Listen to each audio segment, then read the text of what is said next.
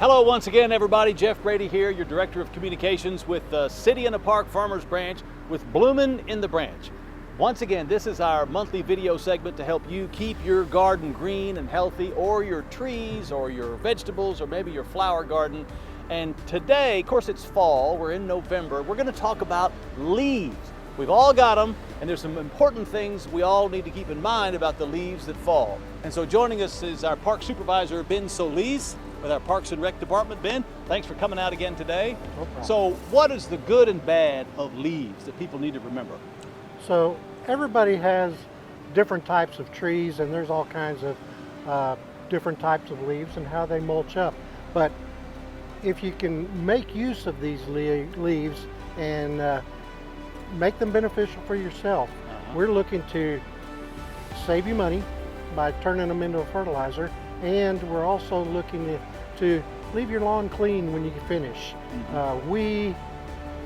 I say stay on top of it through the whole season so you don't have big issues with them accumulating and causing you fungus issues next spring. So they're beautiful, and we can expect them every year. The leaves fall, and really, Ben, you were saying that we've got three options, I guess, as to what to do with the leaves when they fall in our yard. So what's option number one? Number one is going to be raking the leaves.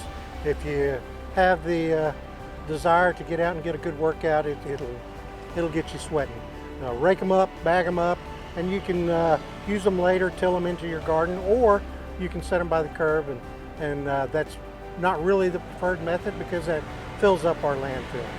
All right, so if we want to work out, we can get out there and rake them up ourselves.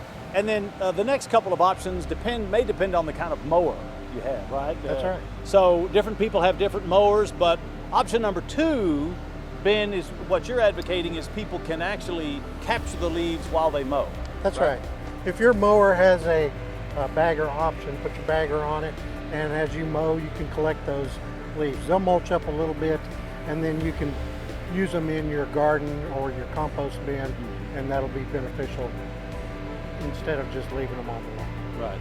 Or you could, again, take that bag and set it out on the curb. Yes. For the landfill. The landfill, but that's really not the optimal way. We don't advocate that. No. Again, the landfill fills up and with stuff that's really useful. It's got a lot of useful nutrients in it. Right.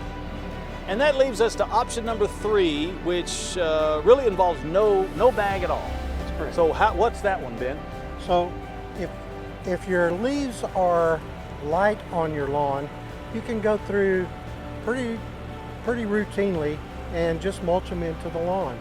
We have big mowers and big properties, but on a residence, if you stay up with your leaves, you can chew them up and stay on top of them. And that's really an advantage because of is it the nitrogen that's in the leaves that really is a fertilizer? That's right.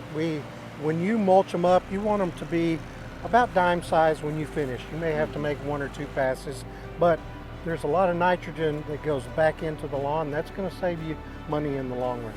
All right, thanks, Ben, for all that great insight. That'll do it for this edition of Bloomin' in the Branch. And one more item, just to reinforce our emphasis here, we really don't encourage people to bag up leaves and set them out on the curb to be taken to the landfill. It's biodegradable matter, a lot of nitrogen in there, and that really is beneficial to use right in your own lawn or your garden to get them ready for the planting in the spring.